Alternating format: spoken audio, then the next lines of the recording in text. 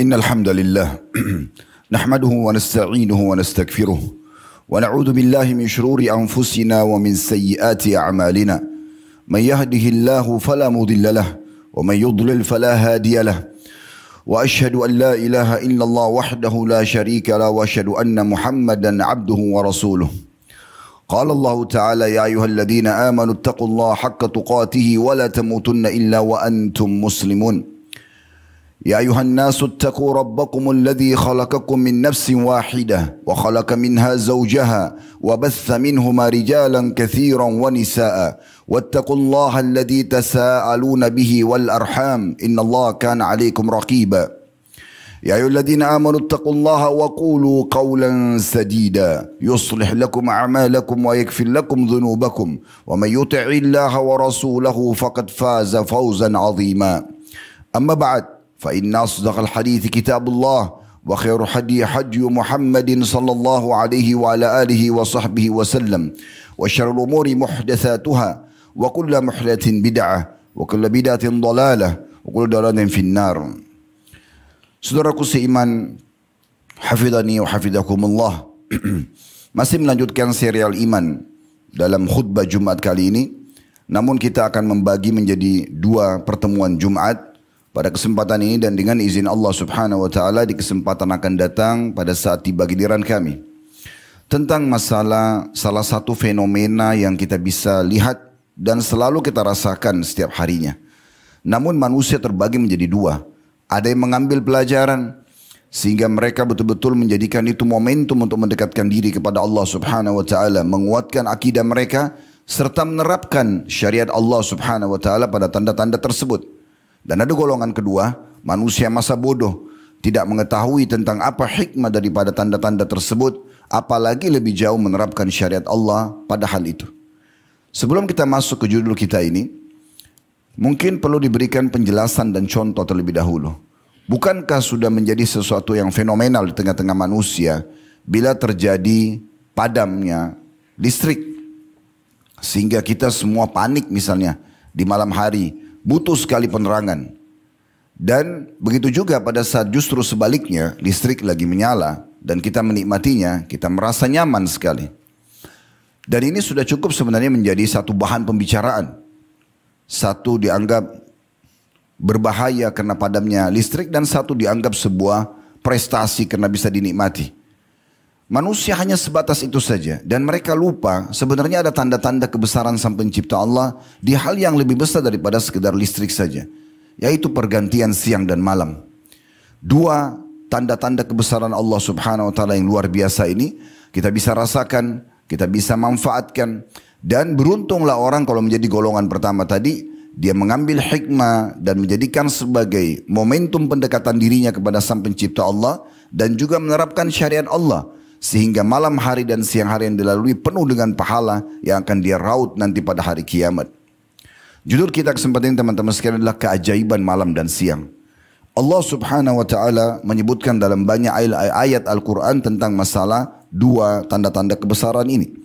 Dimulai dari surah An-Nur, surah nomor 24 ayat 44 di mana Allah berfirman, "Yukallibullahu al-laila wan-nahar, inna fi dzalika la'ibratan liulil absar." Allah lah satu-satunya yang mempergantikan siang dan malam. Sesungguhnya pada hal demikian itu terdapat tanda-tanda yang sangat besar bagi kaum yang memiliki penglihatan. Dalam surah Al-Isra, surah nomor 17 ayat 12, Allah juga berfirman, وَجَعَلْنَا اللَّيْلَ وَالنَّهَارَ آيَتَيْنِ فَمَحَوْنَا آيَةَ اللَّيْلِ وَجَعَلْنَا آيَةَ النَّهَارِ مُبْصِرَةً لِتَبْتَغُوا فَضْلًا مِنْ رَبِّكُمْ وَلِتَعْلَمُوا عَدَدَ السِّنِينَ وَالْحِسَابِ وَكُلَّ شَيْءٍ فَصَّلْنَاهُ تَفْصِيلًا. Dan kami jadikan malam juga siang sebagai dua tanda-tanda kebesaran kami. Kemudian kami hapuskan tanda malam dan kami jadikan tanda siang itu terang benderang agar kamu dapat mencari karunia dari Tuhanmu dan agar kamu mengetahui bilangan tahun dan berhitung atau waktu. Dan segala sesuatunya telah kami terangkan dengan jelas. Dalam surah An-Naml, surah nomor 27 ayat 86, Allah juga menyebutkan tentang malam dan siang. Alam yarau anna ja'alna al-laila liyaskunu fihi wan-nahara mubsira inna fi dzalika laayatin liqaumin yu'minun. Apakah mereka tidak memperhatikan bahwa kami telah menjadikan malam agar mereka bisa beristirahat padanya dan menjadikan siang untuk menerangi. Sungguh yang demikian itu terdapat tanda-tanda kebesaran Allah bagi orang-orang yang beriman. Demikian pula dalam surah Al-Qasas nomor 28 ayat 73. Allah juga menyebutkan, "Wa min rahmatihi ja'ala lakumul laila wan nahara litaskunu fihi wa litabtaghu min fadli wa la'allakum tashkurun." Dan karena karunia atau rahmat dari Allah, Dia menjadikan untuk malam dan siang agar kamu bisa beristirahat pada malam hari dan agar kamu mencari sebagian karunia-Nya pada siang hari dan agar kamu bersyukur kepadanya. Demikian pula dalam surah An-Naziyat surah nomor 79 ayat 29 Allah mengatakan wa aghtasha lailaha wa akhraja duhaha, dan Allah lah satu-satunya yang telah menjadikan malam itu gelap gulita dan siang terang benderang. Dan ayat-ayat ini dikuatkan dengan banyak sekali hadis-hadis Nabi SAW tentunya yang memerintahkan kepada kita agar mengambil pelajaran. Orang mukmin selalu menjadikan momentum apapun di hadapan mata dia, mau itu makanan, mau itu minuman, mau itu oksigen yang dia hirup, air yang dia gunakan, apa saja yang kira-kira dia bisa nampak depan mata dan dia bisa rasakan sebagai sebuah tanda-tanda kebesaran Allah Subhanahu wa taala. Akan sangat beda seseorang itu kalau makan sekedar hilangkan lapar. Dia makan kena lapar, selesai. Maka dia hanya mengatakan makanan enak, hanya sebatas itu. Akan sangat beda dengan orang mukmin yang menjadikan itu momentum untuk malam merenungi. Dari mana makanan ini? Buah anggur yang ada di tangkainya dengan begitu rapi, kemudian begitu luar biasa cita rasanya, aromanya, ya, lembut isinya dan segala macam. Semua ini teman-teman sekalian bukan hanya sekedar dipakai atau dimakan dan kita katakan enak atau manis. Tetapi bagaimana kita jadikan itu momentum pendekatan diri kepada Allah Subhanahu wa taala. Kita memuji Allah di anggur tersebut atau makanan itu. Bagaimana keajaiban luar biasa makanan itu bisa ada dan tidak pernah berhenti. Kemudian kita bisa menikmatinya dan proses itu harus dilalui. Misalnya makanan itu dikunyah terlebih dahulu, ditelan di tenggorokan, kemudian dikelola oleh usus kita. Tidak bisa tiba-tiba saja kita lapar lalu lapar itu hilang tanpa melalui proses ini. Dan tidak bisa juga dialihkan ke yang lain. Kalau orang lapar misalnya lalu kemudian dia tidur, karena itu bukan solusi yang telah Allah tentukan, maka tidak akan menghilangkan laparnya. Atau dia berolahraga, atau dia melakukan hal-hal yang lainnya. Selain makan tidak akan bisa menghilangkan lapar itu. Maka seorang mukmin mengambil pelajaran dari semua ini. Bukan hanya sekedar menghilangkan lapar, haus dan seterusnya. Demikian pula dengan malam dan siang. Bukan hanya sekedar lewat begitu saja. Tiba-tiba menjadi gelap langit ini. Kemudian semua orang yang melalui malam itu tersebut di wilayah yang kena pas malamnya. Karena ada perbedaan waktu di dunia ini. Sebagaimana sudah tidak asing bagi kita semuanya. Maka diambil pelajaran. Bukan hanya sekedar malam sudah saya tidur selesai. Tapi bagaimana dia mengambil pelajaran dari situ. Siapa yang menggantikan malam dan siang ini? Dan selalu dengan begitu rapinya di waktu-waktu yang sama terjadi juga hal yang sama. Dan memang akan teralihkan pada fungsi yang seperti sudah disebutkan oleh Allah SWT dalam ayat-ayat tadi yang kita sudah dengarkan semuanya. Betul-betul malam digunakan untuk istirahat dan siang untuk beraktivitas. Pada kesempatan ini teman-teman sekalian kita akan coba masuk ke masalah istirahatnya di malam hari. Karena memang kalau kita lihat ayat-ayat Al-Quran tadi kita akan melihat arah yang Allah SWT perintahkan kita di malam hari yaitu beristirahat. Dan itu sudah umum, semua manusia mengetahuinya. Namun kita ingin menjadi orang-orang mukmin yang mengambil pelajaran dari kejadian ini, tanda-tanda ini, kemudian kita menerapkan syariat di dalam malam dan siang tersebut sebagaimana Allah perintahkan sehingga bermakna. Kalau seseorang tidur 6 jam, bagaimana dia mengubah jam-jam tersebut walaupun dia istirahat menjadi pahala tentunya. Ini semua bisa menjadi sebuah sumber pahala. Dan berapa banyak syariat Allah Subhanahu wa taala dan sunnah-sunnah dari Nabi SAW yang dilalaikan oleh umumnya kaum muslimin. Mereka tidur saja tanpa menjalankan perintah-perintah agama. Yang pertama yang harus diperhatikan teman-teman sekalian adalah agar tidur kita bermakna. Niatkan tidur itu karena ingin mengikuti perintah Allah Subhanahu wa taala yang telah menciptakan malam memang untuk istirahat. Sebagaimana juga kita niatkan untuk memberikan hak jasad. Dan Syekh Abu Bakar Jazair rahimahullah mengatakan dalam buku beliau Minhajul Muslim, beliau singgung sebuah poin, hal-hal yang mubah seperti makan, minum, tidur, berolahraga, mandi, semua ini hukum dasarnya mubah. Artinya dikerjakan tidak mendapatkan pahala, ditinggalkan juga tidak berdosa. Tetapi seseorang muslim bisa mengubah hal-hal mubah menjadi sunnah dengan cara dia niatkan untuk menjalankan perintah Allah Subhanahu wa taala pada hal yang mubah itu. Misal makan bukan hanya sekedar menghilangkan lapar, tapi bagaimana dia lebih merenungi, lebih jauh daripada itu dia mengatakan bahwasanya yang ciptakan saya Allah, yang ciptakan lapar itu Allah, yang memberikan solusi makanan adalah Allah, dan yang membuat juga kita kenyang adalah Allah. Sehingga dia makan adalah niat untuk memberikan hak jasad yang Allah SWT sudah amanahkan kepada dia. Sebagaimana sabda Nabi SAW, wali jasadika alaika haqqa, dan jasadmu pun memiliki hak darimu. Itu yang pertama. Yang kedua, saudaraku seiman, bagaimana seseorang muslim juga meraih pahala maksimal sebelum tidur, dan usahakan jangan pernah luput dari perbuatan yang mulia ini, yaitu berwudu dan juga tidur di sisi kanan. Sebagaimana Al-Bara ibn Azib radhiyallahu anhu pernah dinasihati oleh Nabi SAW, seraya beliau bersabda, "Idza ataita madja'ak fatawadda wudu'aka lis-shalah, thumma taji' ala shikkika al-ayman." Dalam hadis Bukhari Muslim. Kalau seandainya engkau akan menuju ke tempat tidurmu di malam hari mau tidur, maka jangan pernah luput untuk berwuduk seperti wuduk solatmu. Kemudian kamu tidur di sisi kananmu. Dikatakan oleh Syekh Salim bin Eid Al-Hilali, beliau mengatakan hikmah dari wuduk sebelum tidur adalah bila wafat diharapkan dia bisa husnul khatimah karena dalam kondisi bersuci. Dan yang kedua, pensucian badan dan juga hati dengan air wuduk itu. Dan yang ketiga, diharapkan dapat mendapatkan mimpi yang baik atau ru'ya as-sadiqah. Sementara tidur sisi kanan disebutkan oleh Ibnu Qayyim rahimahullah, hikmahnya beliau mengatakan dalam kitab Zadul Ma'ad jilid 1 halaman 322 dan 322, kurang lebih terjemahnya tidur di sisi kanan agar seseorang tidak kesulitan bangun sholat malam dan bermanfaat sekali untuk kesehatan jantung. Sedangkan tidur pada sisi kiri bermanfaat hanya untuk badan saja, namun dapat memunculkan sifat malas. Yang ketiga, membaca ayat kursi. Dan ini sebuah ayat dalam surah Al-Baqarah dan semua umumnya muslimin menghafalnya. Namun kalau kita membaca sebelum tidur, selain tidur itu memberikan hak jasad bisa pahala, ya bukan hanya sekedar tidur tadi sebagaimana sempat kami menyinggung, ada orang-orang yang hanya menggunakan sebagai fasilitas sehingga jadi mubah buat dia. Ada orang juga menggunakan untuk menerapkan syariat di situ. Maka bukan hanya sekedar tidur saja, tapi bagaimana dia meraut pahala yang sangat besar dengan menjalankan sunnah-sunnah Nabi ini. Di antaranya Abu Hurairah radhiyallahu anhu dalam hadits Bukhari pernah menangkap syaitan berusaha mencuri dari harta kaum muslimin, makanan yang disimpan dari, dalam hadits dikatakan zakat makanan atau dari rumah zakat. Kemudian Abu Hurairah mengatakan, saya akan laporkan kau kepada Nabi SAW. Maka syaitan itu mengatakan, kalau engkau lepaskan aku akan ajarkan kepadamu sesuatu yang mungkin bermanfaat bagimu. Maka Abu Hurairah mengatakan, silahkan. Dia pun mengatakan, syaitan itu mengatakan, idza awaita ila firashika faqra ayatul kursi.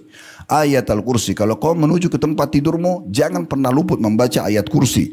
La yazala alaika minallahi hafid wa la yaqrabuka syaitan hatta tusbih.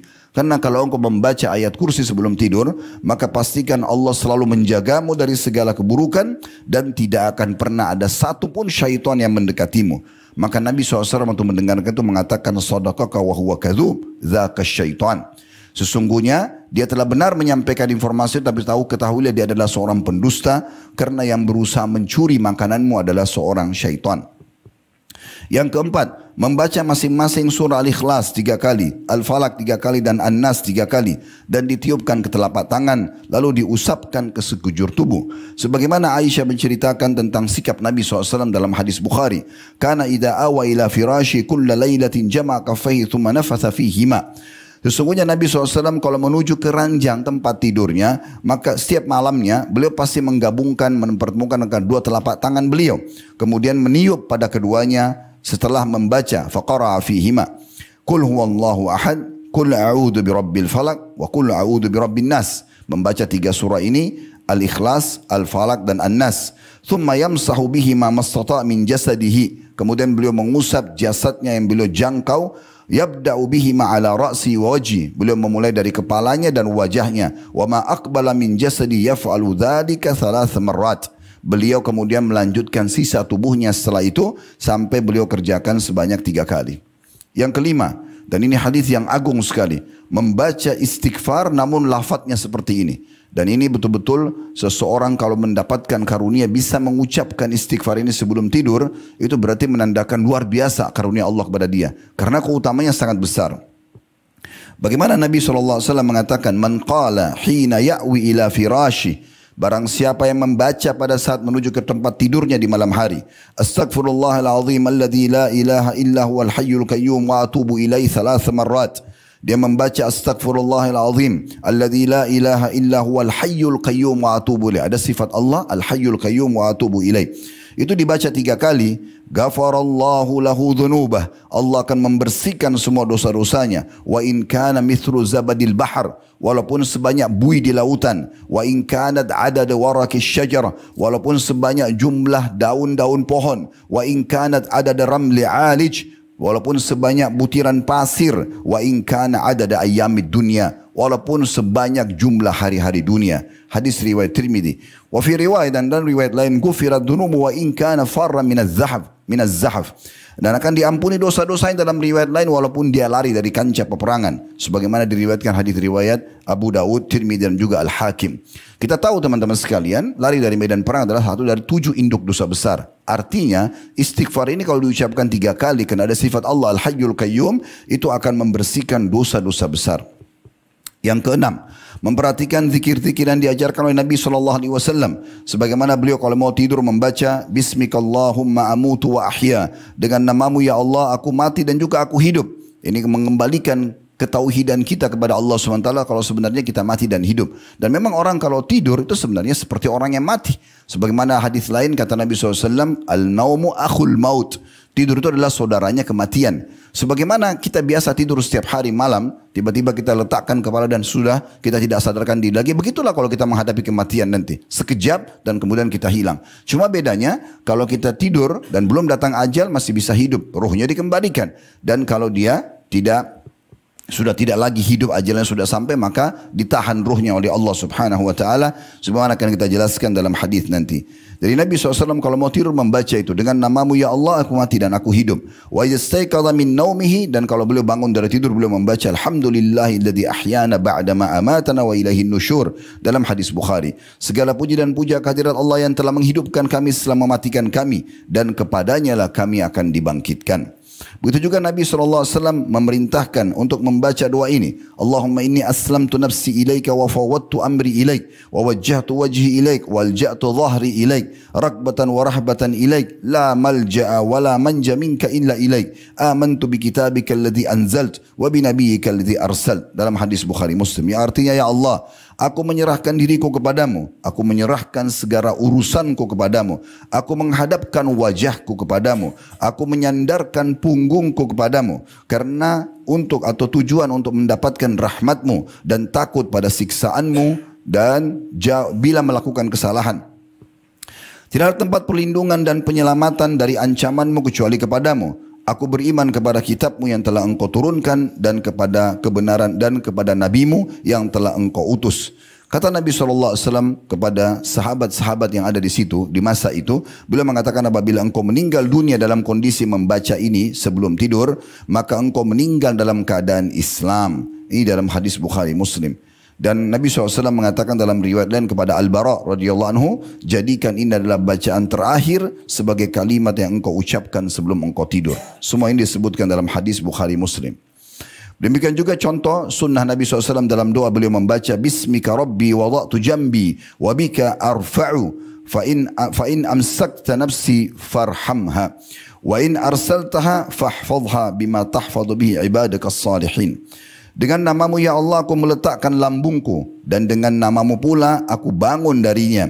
Apabila engkau menahan ruhku maka rahmatilah ia. Maksudnya bila engkau matikan kasihanilah dia. Dan apabila engkau melepaskannya, kalau misalnya pun ruh itu pergi kemana-mana, maka peliharalah ia dari syaitan dan semua keburukan dunia. Sebagaimana engkau memelihara hamba-hambamu yang saleh. Dalam hadis Bukhari dan juga Muslim.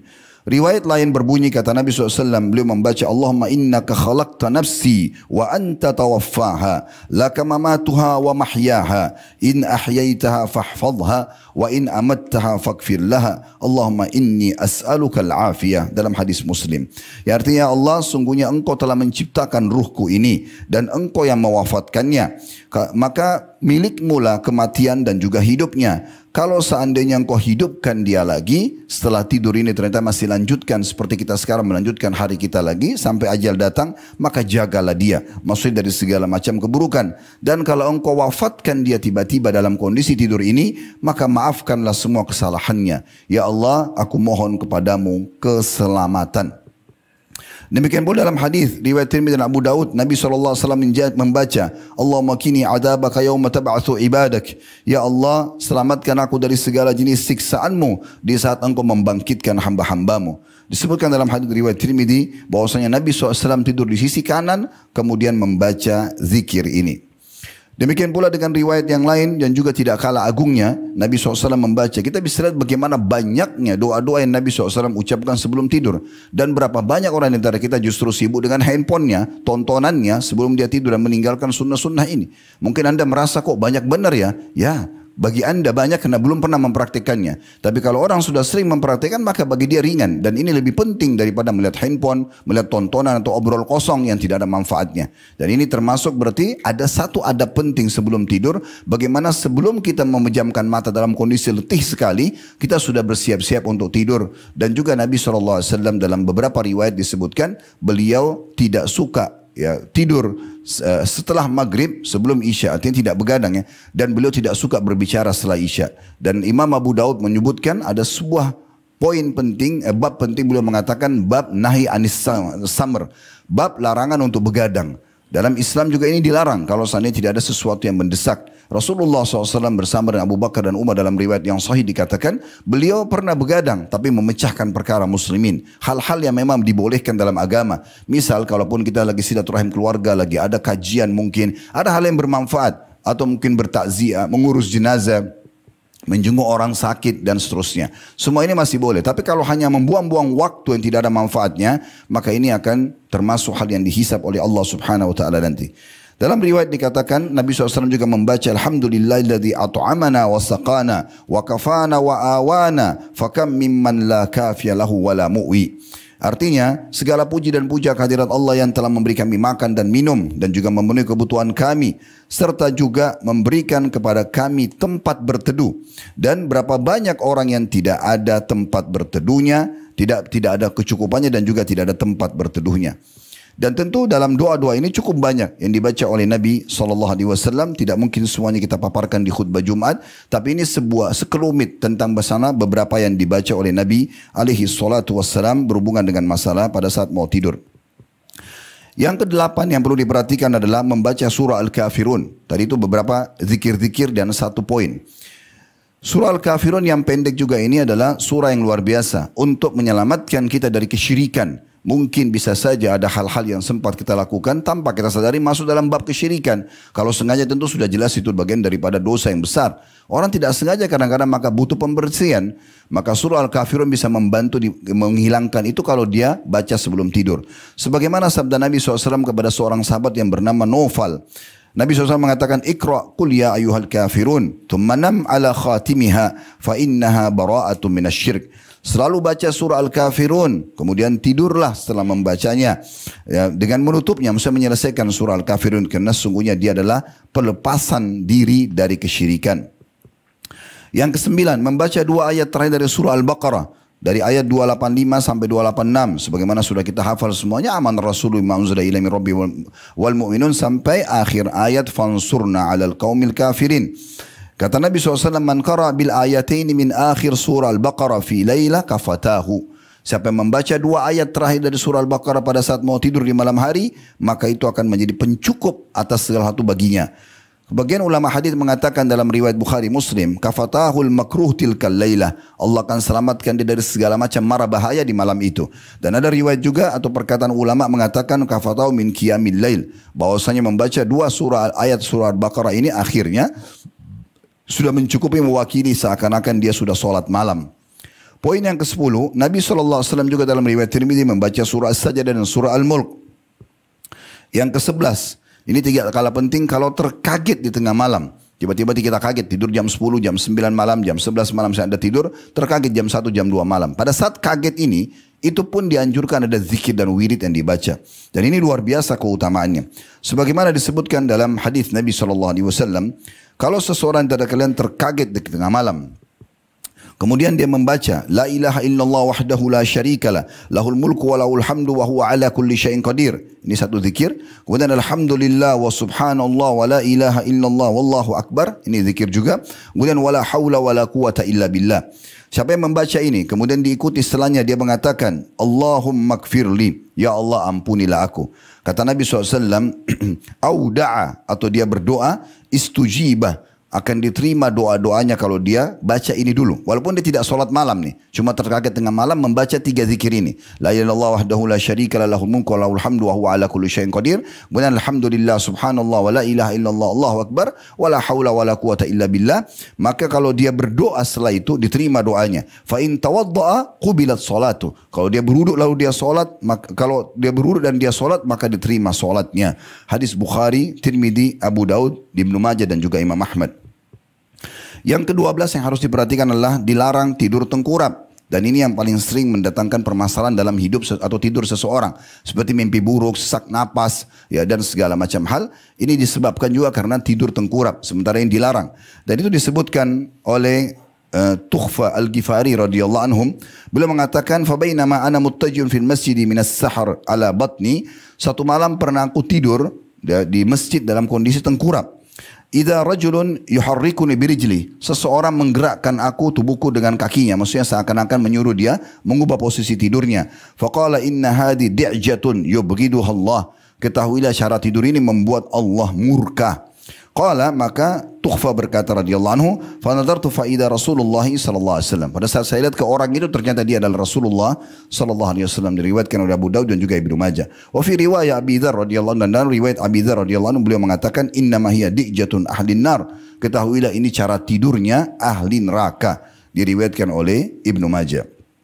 Yang ke-13, bila mimpi buruk, dan ini poin juga tidak kalah penting harus diperhatikan. Sering terlintas dalam hidup kita, semua pasti kita pernah alami bagaimana syaitan bermain dalam tidur kita. Kalau mimpi yang baik, seperti Anda mimpi sholat, sedang tawaf, melihat hal-hal yang menarik, bagi Anda itu namanya ru'ya shadiqah dari Allah. Sebagaimana kata Nabi SAW, ru'ya shadiqah dari Allah. Tetapi ada hilm dari syaitan. Seperti pernah sahabat mengatakan, ya Rasulullah, saya mimpi semalam melihat kepala saya putus lalu tergelinding-gelinding. Lalu kata Nabi SAW, janganlah kalian menceritakan apa yang kalian lihat dari permainan syaitan dalam tidur kalian. Tapi intinya kita ingin titik beratkan sebuah hadis Bukhari Muslim yang mulia, di mana Nabi SAW mengatakan, ar-ru'ya salihah min Allah, mimpi baik dari Allah, wal hilmu minas syaitan, mimpi buruk dari syaitan. Fa idza ra'a ahadukum ma yakrah, kalau seorang melihat dalam tidurnya apa yang dia tidak suka, falyamfuth an yasarihi thalathan, maka hendaklah dia meniup ke sebelah kirinya 3 kali. Wal yata'awwad billahi minasyaitan, lalu membaca a'udzubillahi minasyaitonir rajim wa min syarri ma ra'a, dan dari apa keburukan yang dia lihat dalam mimpinya. Thalathan, 3 kali. Thumma yanqalib ala jambil akhar, kemudian dia mengubah posisi tidurnya. Fa inna la tadurru wala yukhbir biha ahada, maka mimpi itu tidak akan berbahaya bagi dia dan tidak boleh dia ceritakan kepada siapapun. Jadi kalau mimpi baik boleh kita ceritakan kepada orang-orang, mimpi buruk sama sekali tidak boleh diceritakan. Ini adalah sunnah Nabi SAW. Dan sunnahnya tadi tiup sebelah kiri sambil baca a'udzubillahiminasyaitonirrajim, juga minta Allah lindungi aku dari keburukan mimpi ini. Kayak Anda sedang ditodong orang, Anda jatuh dari jurang atau apa saja, beliau dari keburukan itu sebanyak 3 kali, kemudian ubah posisi tidur. Sebagian ulama mentalik memberikan sebuah poin, dipastikan orang yang mengikut sunnah Nabi SAW uduk sebelum tidur, balik sisi kanan, membaca zikir-zikir, maka ini tidak akan melihat hilm atau mimpi buruk. Umumnya hilm itu tidak zikir, tidak wudu, tidurnya tengkurap dan segala macam hal. Yang ke-14, dan ini mungkin sebagai penutup berhubungan dengan masalah beberapa hal lagi, bila terbangun menggabungkan wudu, zikir, wudu dan solat, maka ini dipastikan dia akan mendapatkan manfaat yang sangat besar. Perhatikan hadis Nabi SAW. Aqida syaitanu ala kafilatir ra'si ahadikum idha huwa nama thalatha uqad. Ketahuilah, dan ini bocoran dari Nabi SAW. Seseorang di antara kalian kalau tidur, pasti semua kita akan diikat oleh syaitan dengan 3 ikatan. Yadribu kulla uqdatin alaika laylatun tawil atau laylun tawil. Maka dia akan memberikan bisikan dan tiupan ke setiap ikatan tersebut. Tidurlah karena malam masih panjang, farqud, maka tidurlah. Fa in istaiqadha fa dzakarallah, kalau dia bangun kemudian dia mulai berzikir kepada Allah, salah satu dari zikir yang kita sebutkan, dan lebih baik tentunya kalau dia baca yang banyak. In hallat uqdah, akan terlepas satu ikatan. Fa in tawadda in hallat uqdah, kalau dia wudu maka terlepas ikatan kedua. Fa in shalla in hallat uqdah, kalau dia salat walaupun 2 rakaat maka akan terlepas ikatan yang ketiga. Fa asbaha nasyitan tayyiban nafs, maka engkau akan temukan orang tersebut adalah orang yang paling semangat dan paling ceria di hari itu. Wa illa asbaha khabithan nafsi kaslan, kalau dia tidak lakukan itu, misalnya dia terbangun tidak zikir, kemudian tidak wudhu dan tidak sholat, maka pastikan dia akan muncul atau hidup dalam kondisi tidak ceria, bahkan menjadi malas. Dan hadis ini diriwayatkan oleh Bukhari dan juga Muslim. Sebagai penutup kita akan simpulkan ada 5 poin juga yang ringkas saja tentang masalah apa yang kita lakukan kalau terbangun. Tadi itu kalau kita mau tidur dan juga terkaget pada saat tidur. Sekarang penutupannya pada saat kita terkaget bangun, apa seharusnya kita lakukan? Atau kita sudah bangun ingin sholat malam atau sholat subuh. Yang pertama tentunya yang harus diperhatikan adalah sunnah Nabi SAW mengusap bekas tidur dari wajah dengan mengambil telapak tangan lalu mengusap wajah kita. Ini salah satu sunnah Nabi SAW. Disebutkan dalam hadis Bukhari, Ibnu Abbas mengatakan radhiyallahu anhuma, hatta idan tasafa al-lail istayqadha Rasulullah SAW fajalas yamsahu an-nauma ala wajhi biyadihi. Bahwasanya Ibnu Abbas mengatakan kalau sudah tiba tengah malam di mana Nabi SAW terbangun dari tidur beliau, maka beliau duduk lalu beliau mengusap wajahnya untuk menghilangkan bekas tidur itu. Yang kedua, membaca 10 ayat terakhir dari surah Al-Imran. Dan ini tentunya bisa anda lihat nanti setelah khutbah Jumat ini tentang 10 ayat terakhir dari surah Al-Imran. Karena ini ada 200 ayat, 10 ayat terakhirnya. Dan kata Nabi SAW, Summa qara al-ashra ayatil khawatima min surah Al-Imran. Atau dikatakan dalam riwayat, Nabi SAW membaca pada saat bangun. Disampaikan oleh Ibnu Abbas, riwayat tadi masih bersambung. Beliau mengatakan bahwasanya Nabi SAW membaca 10 ayat dari surah Al-Imran. Yang ketiga, mencuci kedua telapak tangan sebelum memegang apapun. Begitu bangun mencuci telapak tangan. Nabi SAW mengatakan, idza staiqadha ahadukum min naumi fala yaghmis yadahu fil ina hatta yaghsilaha thalathan. Kalau seseorang dari kalian bangun di tengah malam, maka jangan pernah dia menjama apapun, ya, memasukkan tangannya ke bejana air, ya, sampai dia mencucinya 3 kali. Fa innahu la yadri aina batat yaduhu, karena dia tidak tahu di mana tangannya menginap semalam. Diriwayatkan oleh Imam Bukhari. Dinukil sebuah kisah oleh sebagian salaf. Ada orang dulu mengolok-olok hadis ini sambil mengatakan, memang tangan saya mau nginap di mana malam hari? Seakan-akan dia berpikir tangannya tidak akan memegang apa-apa. Maka dia bangun pagi hari dalam kondisi dia temukan, mohon maaf dalam kisah itu dikatakan seperti itu, dalam kondisi jarinya memegang duburnya sendiri. Maka kita tidak tahu kita sedang memegang apa di saat tidur. Sunnahnya adalah mencuci tangan. Dan apa susahnya mencuci tangan 3 kali untuk menjalankan sunnah Nabi SAW. Kemudian yang keempat adalah membersihkan hidung dengan air atau istinthar lebih tepatnya. Kita tahu kalau wudu memasukkan air namanya istinsyak. Kalau dikeluarkan dengan kuat namanya istinthar. Dalam hadis ini disebutkan masalah istinthar.